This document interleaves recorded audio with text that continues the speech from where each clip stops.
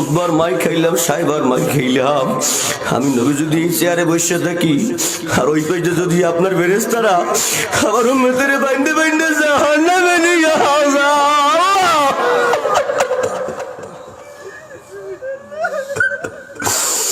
আমার ওদের রক্তের দাম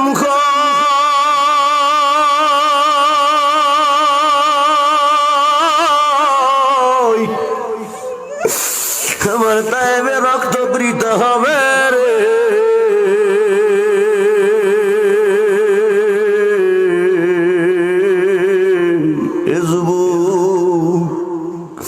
কোন নবীরে বলছো আয় আয়, গভীর রাত্রে উঠিয়া নবীর মহব্বতে কয়েকবার দুরূদ শরীফ পড়িয়া আল্লাহ দরবারে একটা সিজদা লাগাইয়ে দিয়ে যদি বলার মতো বলতেই পারে আমার আল্লাহ তোরে ফিরাইবে না, তোর কি লাগবে শোন।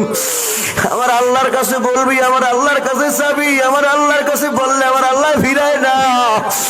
আর গড়িতে নাকি তুই আর হয় জুনে ভাঙ্গি উঠছি তুমি হয়। দুনিয়ার মানুষের কাছে চাইলে মানুষ বেজার হয়, আমার আল্লাহর কাছে না চাইলে আল্লাহ বেজার হইয়া যায়। নবীর উসিলা দিয়ে চাবি, নবীর জন্য পাগল হবি। আলোচনা যখন আসছে বললেই যাই, নবীজি 7 দিন পর্যন্ত খানা খায় না, মায়ার নবী খায় না। আল্লাহ আমার আল্লাহ নবীর কত মহব্বত করে। মায়ের নবী খানা না খাইয়া ফাতেমার বাড়িতে রওনা হয়ে গেছে। ফাতেমার দরজায় টোকা দিছে, মা ফাতেমা দরজা খোলো। ফাতেমা বলে আব্বু দরজা তো খুলবো, কিন্তু কেমনে খুলবো? যেই পরিমাণ কাপড় নিয়ে আপনার সামনে আসা দরকার সেই পরিমাণ কাপড় তো আমার গায়ের মধ্যে নাই। কত গরিব, আল্লাহর পয়গম্বর জানালা দিয়ে তার চাদরটা ফিক মেরে দিয়েছে। যখন চাদর ফিক মেরেছে, ফাতেমা চাদর দ্বারা শৈলাবৃত করে বাবার সামনে এসে দাঁড়াইছে। দুনিয়ার জমিনে আপনি আমি যখন মেয়ের বাড়িতে যাই কত মজা নিয়ে যাই, কত ফল নিয়ে যাই, কত কিছু নিয়ে যাই। আর দোজাহানের বাদশা ছোট ছোট নাতি আছে, ফাতেমার বাড়িতে গিয়ে খালি হাতে দাঁড়িয়ে গেছে। কিছু তো নিতেই পারে নাই, বরঞ্চ বলে মা তোমার ঘরে কোনো খানা আছে নাকি? মা গো আমি নবী আজকে 7 দিন পর্যন্ত খানা খাই না। ফাতেমা যখন এই কথা শুনছে দুনিয়ার জমিনে, আরে যদি কোনো মেয়ে শোনে বাবা 7 দিন পর্যন্ত খায় না, মেয়ের কলিজা ধরে চিপ মারা শুরু করিয়ে দেয়। মেয়েরা যে বাবার কত মহব্বত করে রে, যার মেয়ে আছে সে বুঝে। হে বন্ধু, মায়ের ভালোবাসা বাবার ভালোবাসা ভোলার মতো না।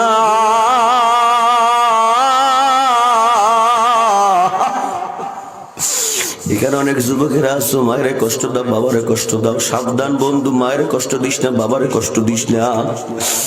আরে মায়ের কষ্ট দিয়ে দুনিয়াতে সাহাবায়ে কেরাম ঈমান নিয়ে মরতে পারে নাই। আলকামা রাদিয়াল্লাহু তাআলা আনহু মিয়তের পূর্বে কালেমা নসিব হইতেছে না। আল্লাহ নবীকে ডাক দিয়েছে, নবীর প্রিয় সাহাবীর কেন কালেমা নসিব হয় না? আল্লাহ নবী গেছে গিয়ে বলে আলকামার মাকে ডাক দাও। আলকামার মা আসছে, আলকামার মা তোমার আলকামা তোমার সঙ্গে কোনো অন্যায় করছে নাকি বলো? ইয়া রাসূলুল্লাহ আমার সাথে কোনো অন্যায় করে নাই, তবে আমার কথার চাইতে তার স্ত্রীর কথাকে বেশি প্রাধান্য দিত। আল্লাহ নবী গো এই জন্য আমি আমার আলকামাকে মাফ করব না। আল্লাহর পয়গম্বর বলে আলকামার মা তুমি তোমার আলকামারে মাফ করিয়ে দাও। নবী বলে কি বলে? ও নই আলকামার মা বলে নবী গো ওই ছেলের জন্য আমার তো মায়াও ছিল, আমি ওরে মাফ করতে পারবো না, আমি মা বড় দিলে কষ্ট পাইছি। তুমি যদি তোমার আলকামাকে মাফ না করো সে তো জাহান্নামের আগুনে জ্বলবে, জলে জ্বলুক তা দিয়ে আমার কোনো দরকার নাই। আল্লাহ নবী বলেন সাহাবায়ে কেরাম জাহান্নামের আগুনে জ্বালাইয়ে কি লাভ, দুনিয়ার আগুনে আলকামারে জ্বালাইয়ে দিই। যা তাড়াতাড়ি করে কাঠ নিয়ে আগুনের ব্যবস্থা কর। সাহাবায়ে কেরাম কাঠ আনছে, জ্বালা আগুন, আগুন জ্বালাইয়ে দিছে। আল্লাহ নবী বলে আলকামাকে ধরে নিয়ে আসো, আগুনের মধ্যে ফেলে দাও।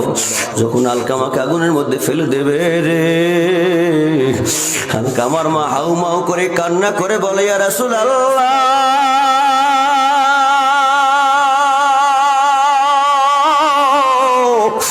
ইয়া হাবিবাল্লাহ,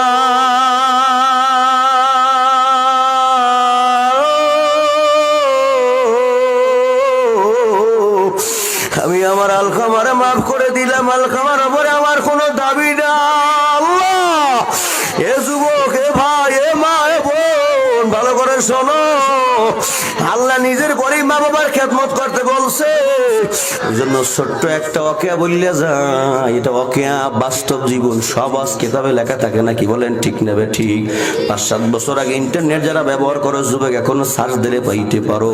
ভারতে একটা কঠিন ঘটনা ঘটে গেছে, আশ্চর্যজনক ঘটনা, শুনলে মনে শান্তি লাগে, চোখে পানি চলে আসে, বলবো না বাদ দেব। এমন একটা ঘটনা, আমাদের সমাজে এরকম যুবক আছে দেখবেন, গান না শুনলে ঘুমে ধরে না, আছে না নাই? কথা কন্যা কা রাস্তাঘাটে আর গুনগুন গুনগুন গুনগুন করে গান গায়, মানুষ দেখলেই বোঝে লোকটা হলো গানের পাগল। একটা ছেলে ছিল, নাম তার গৌতম। কি নাম? কথা কন। গৌতম তার নাম। এই গৌতমের বাড়ি ছিল ভারতে। গৌতম ভারতের মধ্যে, গৌতমের অভ্যাস হয়ে গেছে, ওর গান না শুনলে আর ঘুমে ধরতো না। গৌতম গিয়ে একটা মুসলমান ছেলের দোকান থেকে গান লোড করছে। মুসলমানের ছেলে যতই খারাপ হোক, তার দিলে কোরআনের ভালোবাসা আছে না নাই? এরে আল্লাহর গোলাম,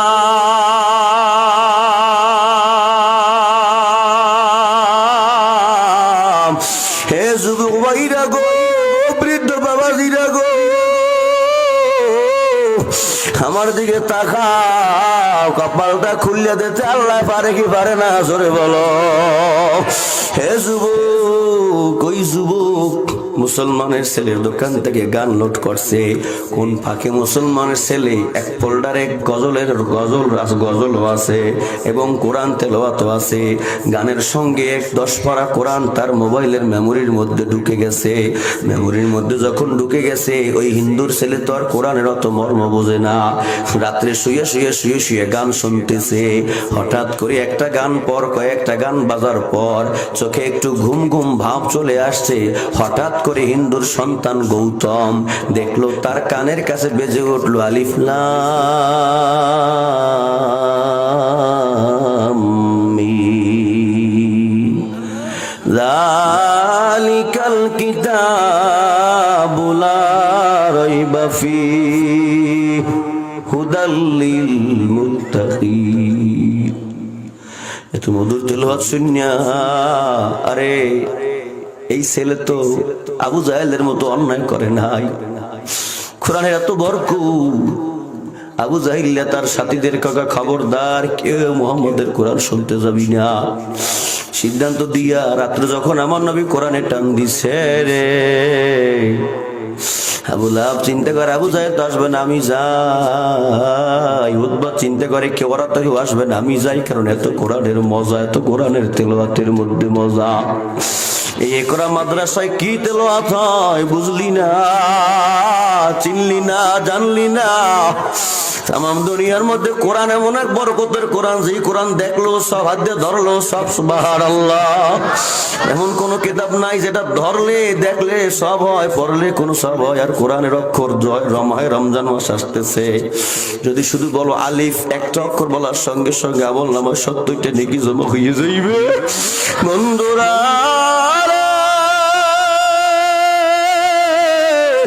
কান লাগাইয়া শোনো,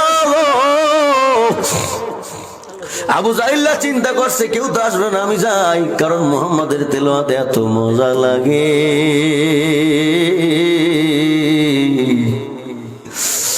আরে ওই তেলাওয়াত শুনে ঘরে আর টিকে থাকা যায় না। আবু জাহেল চলে গেছে। আবু জাহেল দেখলো হায় আমি আসলাম, সব নেতারাই তো চলে আসছে। আবু জাহেল তুমি কেন আসছো আমাদের নিষেধ করিয়া? কয় তোমরা কেন আসছো বলো? কয় কেন আসছি শুনবা। মুহাম্মাদের তেলাওয়াতে এত মধু লাগে, ওই তেলাওয়াত শুনলে আর ঘরে টিকতে পারি না।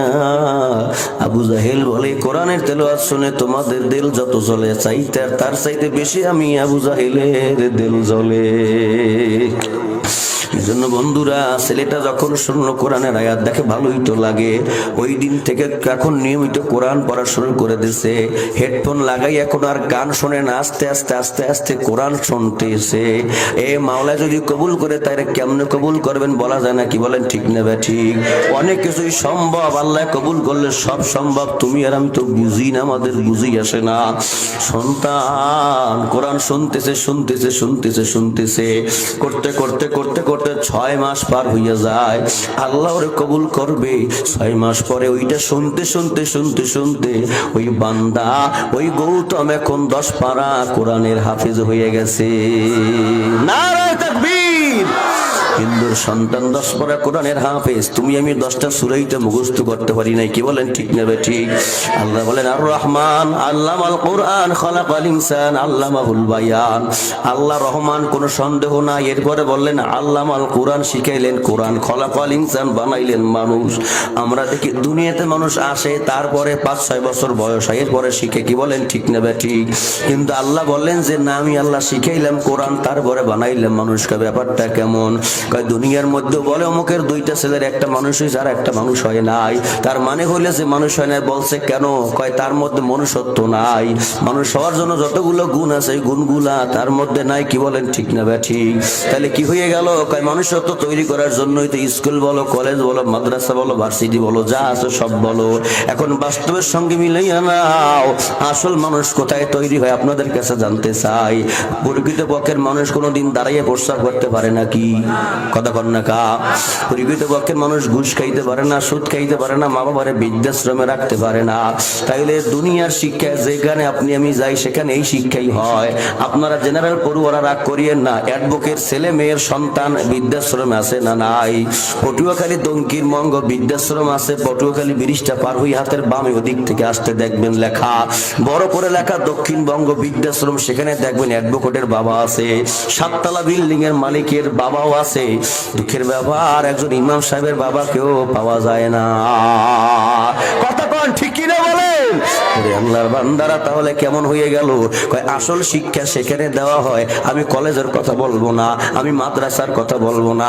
আসল কথা হইল আল্লাহর কোরআনকে মাইনাস করে দুনিয়ায় doctor, doctor, engineer, minister, barrister, magistrate সব হওয়া সম্ভব, কিন্তু আল্লাহর কোরআনকে বাদ দিয়ে মানুষ হওয়া সম্ভব না। আল্লাহ বলে দার রহমান, আল্লাহ বড় দয়াবান। আল্লাহর দয়া যার উপরে হয়, আল্লাহ বলেন আল্লামাল কোরআন, আল্লাহ তারে শিখায় কোরআন। খলাকাল ইনসান, তারপরে আল্লাহ তারে বানায় মানুষ। হে যুবকেরা, সিদ্ধান্ত নে, মনে মনে ইচ্ছা কর, রমজান মাস সামনে আসতেছে, বাকি তো কোনো কাজ নাই। যুবক, রমজান মাসে ইমাম সাহেবের ধরিয়া, মুয়াজ্জিনের ধরিয়া কোরআনটা শুদ্ধ করিয়া নিবি। কমপক্ষে 5টা সূরা শুদ্ধ করে নিবি। নামাজের মধ্যে যা লাগে সেগুলো শুদ্ধ করে নিবি। পারা যাইবে কি যাইবে না জোরে বলেন? একটা মাস একটু কষ্ট কর, দেখবি দুনিয়া তো শান্তি, বড় বড় মুক্তি। ওই সন্তানের কথা মনে আছে নাকি আপনাদের? গৌতম 6 মাসের মধ্যে 10 পারা কোরআনের হাফেজ। ও বন্ধুরা, এইবার গৌতম কি করলো? 6 মাস পরে আবার চলে গেছে সেই মুসলমান ছেলের দোকানে। কিচ্ছু বলে না, বলে ভাই তোমাদের মুসলমানের কোরআন কয় পারা? কয় 30 পারা। কয় প্রথম 10 পারা আমার কাছে আছে, অত দোকানে ভিড়, মুসলমানের সন্তান খেলো করে নাই। কয় আমাকে তুমি দ্বিতীয় 10 পারা দিয়ে দাও, 11 থেকে 20 নম্বর পারা। ওই মুসলমানের সন্তান ভিড়ে ভিড়ের মধ্যে তাড়াতাড়ি করে দিয়ে দিছে। ও গৌতম নাকি তার দেখি কোনো খেয়াল নাই। যখন দিয়ে দিছে, ওই সন্তান বাড়িতে আসিয়া এখন আবার নিয়মিত রাত্রে আমার মাওলার কোরআন শোনে, দিনে আমার মাওলার কোরআন শোনে রে। আমার মাওলার কোরআনের সঙ্গে মহব্বত হয়ে গেছে। আল্লাহ এবারে কবুল করবে বন্ধু।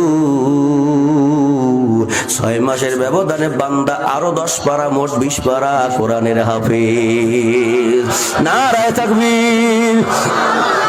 যখন 20 পারা কোরআনের হাফেজ, আস্তে আস্তে দিল নরম হওয়া শুরু করে দিয়েছে। কারণ মাওলার কোরআন এমন একটা পরশ পাথর, এই কোরআনের সঙ্গে যার দিলটা লাগে রে, তার দাম আল্লাহ বাড়াইয়া দেয়। এক টুকরা কাঠের কোনো দাম নাই, কিন্তু যখন কাঠ রেহাল আকারে কোরআনের সংস্পর্শ লাগে, দাম আছে না নাই? এত দাম সেই কাঠে কেউ পাও তো লাগাই না, ভুলেও পাও লেগে গেলে তাও আল্লাহর কাছে মাপ চায়, ক্ষমা চায়। এক টুকরা কাগজের কোনো দাম নাই, কিন্তু কাগজের উপরে যখন আল্লাহর কালাম লেখা হয়, দাম আছে না নাই? কত দাম আছে, কয় কেউ পাও লাগায় না, ভুলে লাগলো আল্লাহর কাছে ক্ষমা চায়। এক টুকরা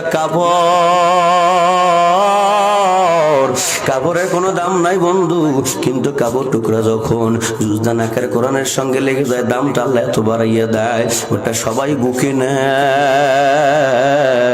আল্লাহর কোরআন এত দাম বাড়াইয়া দেয়। নবী বলেন খৈরুকুম মান তাআল্লামাল কোরআন ওয়া আল্লামা, যারা কোরআন পড়ে এবং পড়ায় তারা দুনিয়া জমিনে সব চাইতে উত্তম। বন্ধুরা,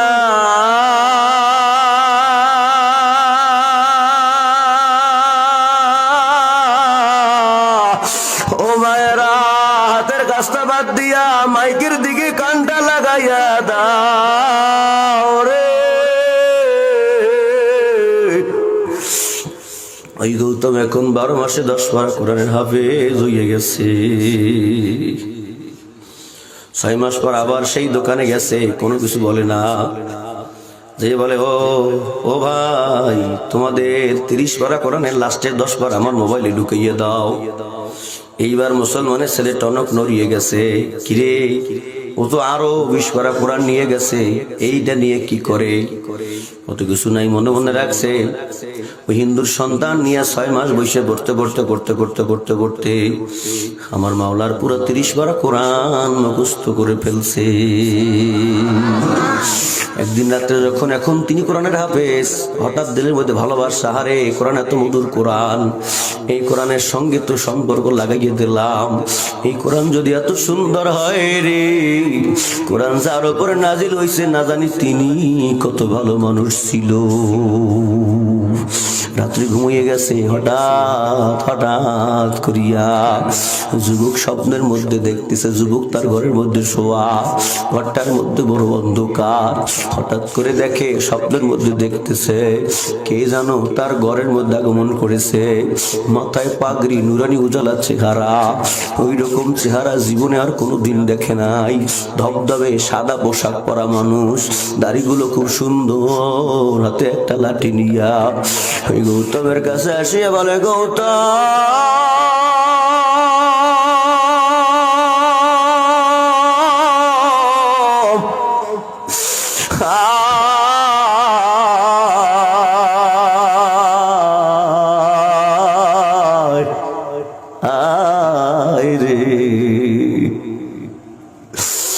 আমার মাওলা আমার উপরে যে কোরআন নাজিল করেছে, এই কোরআন তুই হিন্দুর ছেলে হইয়া মুখস্থ করেছ। আমি নবীর কলিজায় মানে না রে,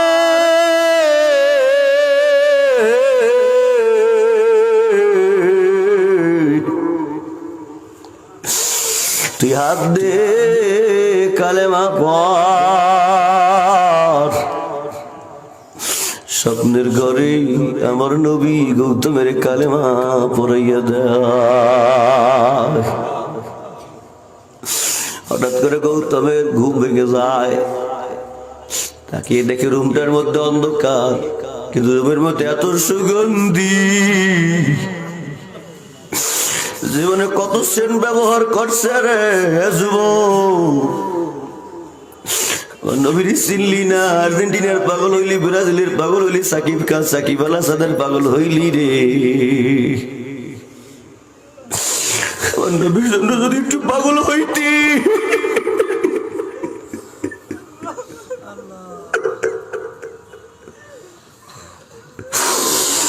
এই নবী তোরে আমার দুনিয়ায় বলে নাই, তাইফে বলে নাই, উহুদে বলে নাই, বদরে বলে নাই, নবী কবরও তোরে আবারে বলবে না, এখনো বলে নাই। নবী যখন দাঁড়াইয়ে যাইবে, নবী কবর থেকে উঠবে, তার বুকের মধ্যে এই কাদার মতো দেখা যাইবে। জিজ্ঞেস করাবে, নবী গো আপনার কবর তো মোজাইক করা ছিল, কিন্তু কাদা কেন বুকে? কয় ও মত শোনো, আমি আমার উম্মতের মায়ের কবরের মধ্যে কাঁদছি, কান্দে কান্দে আমার চোখের পানি কবরের মধ্যে ভরি না, আমি নবীর বুকে দাগ পড়ে গেছে। শোনো মাকাম মাহমুদা, সম্মানের আসন, হাসরের ময়দানে আমার আল্লাহ হবে মালিক ইয়াউমিদ্দিন, বিচার দিবসের মালিক। নবীরে বানাইবেন বাদশাহ, আমার আল্লাহ নিজের পাশে একটা চেয়ার বানাইবে, ওই চেয়ারের মধ্যে বলবে বন্ধু আপনি বসেন। আল্লাহ পয়গম্বর বসবেন, একবার বসে সঙ্গে সঙ্গে উঠে যাইবে। এবার যখন বলবে বন্ধু আপনি কেন বসেন না, উঠতে গেলেন কেন, একবার বসেন, এটা তো আপনার জন্য। আমার মায়ার নবী চোখের পানি সারিয়ে কান্না শুরু করে দেবে। মায়ার নবী বলবেন, আল্লাহ আমি তো আমার উম্মতের জন্য হুদের ময়দানে রক্ত জড়াইলাম, তাইফের ময়দানে রক্ত জড়াইলাম, কত জায়গায় কত কষ্ট করলাম, আবু জাহেলের মার খাইলাম, আবু লাহাবের মার খাইলাম, উতবার মার খাইলাম, সাহেবার মার খাইলাম। আমি নবী যদি চেয়ারে বসে থাকি, আর ওই পাশে যদি আপনার ফেরেশতারা আমার উম্মতের বাইন্দে বাইন্দে জাহান্নামে নিয়ে যায়,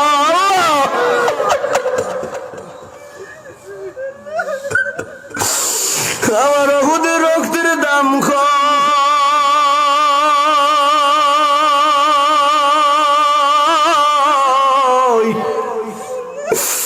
আমার তাইবে রক্ত প্রীত হবে রে।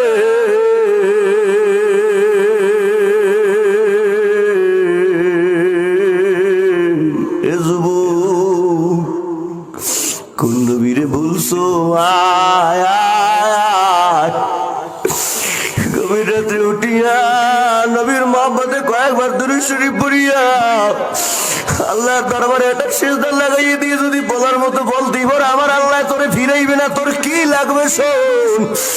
আমার আল্লাহর কাছে বলবি, আমার আল্লাহর কাছে চাবি, আমার আল্লাহর কাছে বললে আমার আল্লাহ ফিরায় না। আর গরিতে নাকি তুই আর হয় জুনে ভাঙ্গি উঠছি তুমি হয়। দুনিয়ার মানুষের কাছে চাইলে মানুষ বেজার হয়, আমার আল্লাহর কাছে না চাইলে আল্লাহ বেজার হইয়া যায়। নবীর উসিলে দিয়ে চাবি, নবীর জন্য পাগল হবি। আলোচনা যখন আসছে বললেই যাই, নবীজি 7 দিন পর্যন্ত খানা খায় না, মায়ার নবী খায় না। আল্লাহ আমার আল্লাহ নবীর কত মহব্বত করে। মায়ের নবী খানা না খাইয়া ফাতেমার বাড়িতে রওনা হয়ে গেছে। ফাতেমার দরজা টোকা দিছে, মা ফাতেমা দরজা খোলো। ফাতেমা বলে আব্বু দরজা তো খুলবো, কিন্তু কেমনে খুলবো? যেই পরিমাণ কাপড় নিয়ে আপনার সামনে আসা দরকার সেই পরিমাণ কাপড় তো আমার গায়ের মধ্যে নাই। কত গরিব, আল্লাহর পয়গম্বর জানালা দিয়া তার চাদরটা ফিক মেরে দিয়েছে। যখন চাদর ফিক মেরেছে, ফাতেমা চাদর দ্বারা শৈলাবৃত করে বাবার সামনে এসে দাঁড়াইছে। দুনিয়ার জমিনে আপনি আমি যখন মেয়ের বাড়িতে যাই কত মজা নিয়ে যাই, কত ফল নিয়ে যাই, কত কিছু নিয়ে যাই। আর দোজাহানের বাদশা ছোট ছোট নাতি আছে, ফাতেমার বাড়িতে গিয়া খালি হাতে দাঁড়িয়ে গেছে। কিছু তো নিতেই পারে নাই, বরঞ্চ বলে মা তোমার ঘরে কোনো খানা আছে নাকি? মা গো আমি নবী আজকে 7 দিন পর্যন্ত খানা খাই না। ফাতেমা যখন এই কথা শুনছে দুনিয়ার জমিনে, আরে যদি কোনো মেয়ে শোনে বাবা 7 দিন পর্যন্ত খায় না, মেয়ের কলিজা ধরে চিপ মারা শুরু করিয়ে দেয়। মেয়েরা যে বাবার কত মহব্বত করে রে, যার মেয়ে আছে সে বুঝে। হে বন্ধু, মায়ের ভালোবাসা বাবার ভালোবাসা ভোলার মতো না।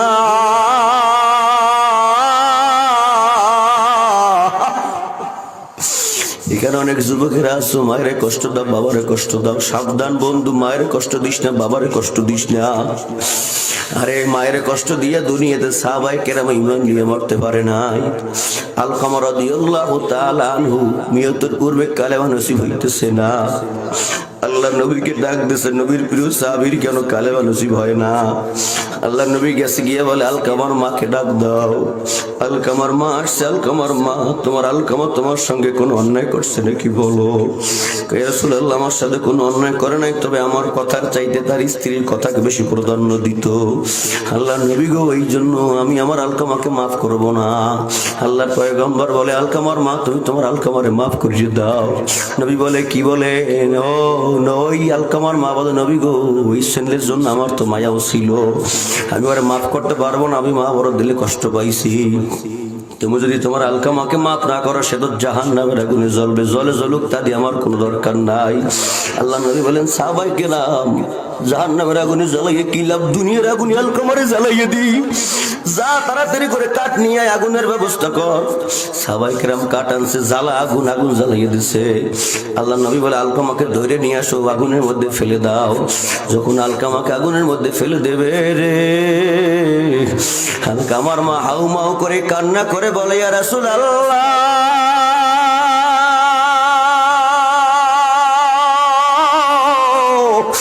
ইয়া হাবিবাল্লাহ,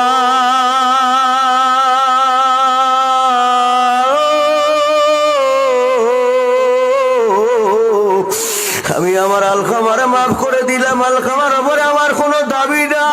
আল্লাহ এ যুবক, এ ভাই, এ মা, এ বোন ভালো করে শোনো, আল্লাহ নিজের পরেই মা বাবার খেদমত করতে বলছে। ওরে আল্লাহর বান্দারা, কথায় আসলে না বললে ভরা যায় না।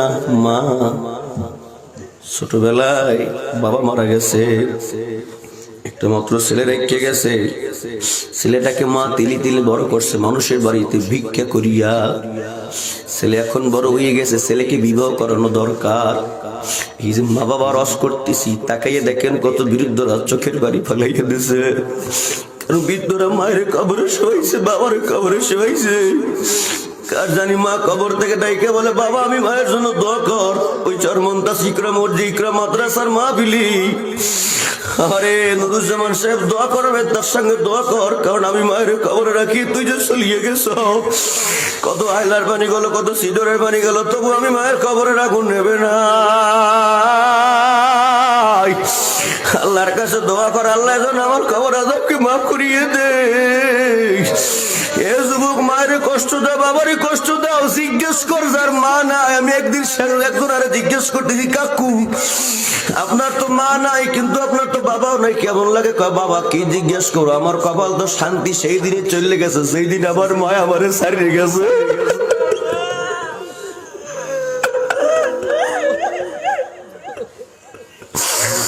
বন্ধুরা,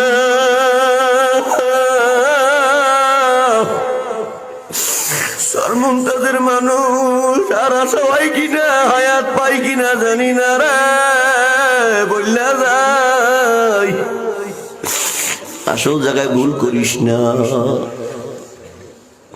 সন্তানের বড় করাইছে, বিবাহ করাইছে, এখন আর পুত্র বধূর সঙ্গে আর ওই শাশুড়ির সঙ্গে পরিবর্তন হয় না। প্রতিদিন পুত্র বধূ তার স্বামীর কাছে তার ওই শাশুড়ির বিরুদ্ধে বিচার দেয়। একদিন, 2 দিন, 3 দিন করতে করতে বিচার দিতেছে। অনেকদিন পর আর আজকে সহ্য করতে পারে নাই, ছেলে গিয়া মায়ের সামনে তেড়ে গিয়া মায়ের একটা ধাক্কা মারছে। মা, জনম দুঃখিনী মা, খুঁটির সঙ্গে পইরে যাইয়ে মাথাটা ফেটে গেছে। মা ছেলের দিকে তাকাইয়া চোখের পানি সারিয়ে বলে, বাবা এই 10 মাস 10 দিন গর্ভে রাখার প্রতিদিন আমার তুই দিলি। মানুষের বাড়িতে ভিক্ষা করে তোরা খাওয়াইছিস, তার প্রতিদিন তুই এই দিলি।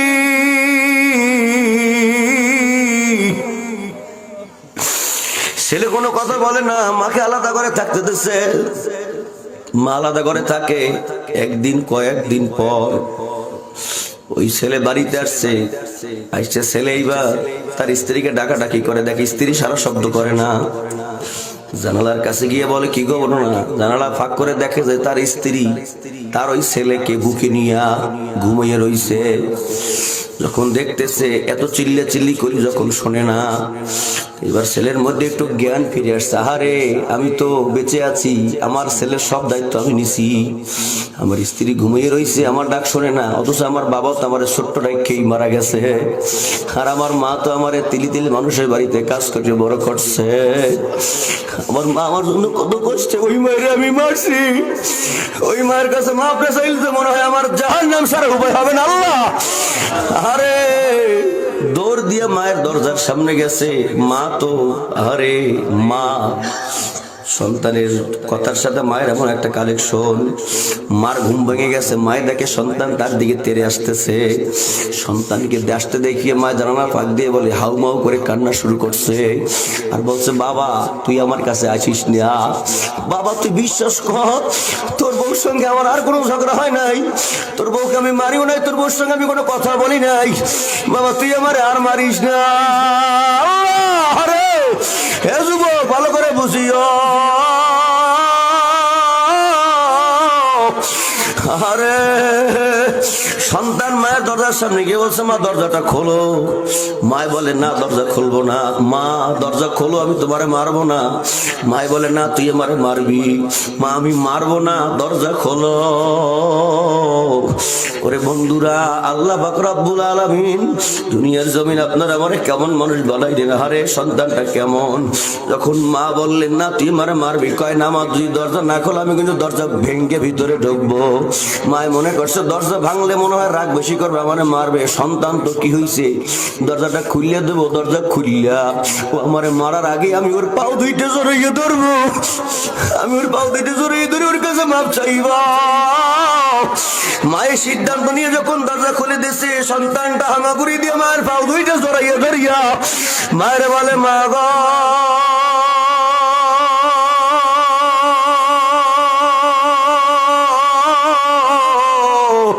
তোমারে কষ্ট দিয়েছি, মা করে দাও। যুব